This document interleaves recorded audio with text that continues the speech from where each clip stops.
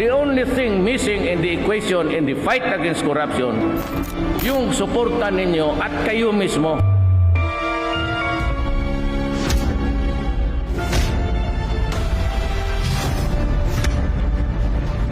If you cannot stop corruption, you cannot stop criminality, and you cannot stop drugs.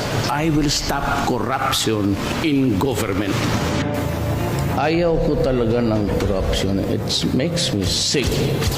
That those who betray the people's trust shall not go unpunished, and they will have their day in court.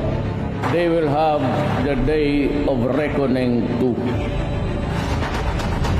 Service of the nation. To the service of the nation.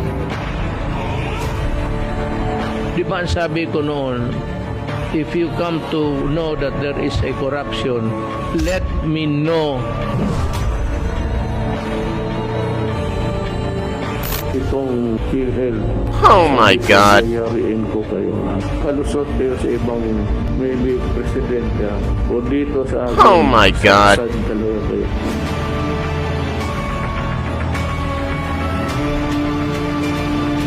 Kasi mga pastillas hanggang ngayon, even with the investigation or the clamor for government to be, wala. Sige hanggang ngayon.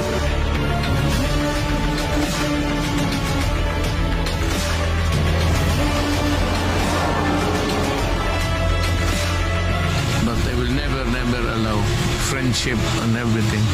Ako kaibigan tayo pero sinabi ko naman sa kanila yan, huwag kayong pumasok sa corruption. Kung ayaw na maniwala ng tao na ginawa namin, bahala kayo. Basta kami, hindi man kami kailangan magyabang sa trabaho namin.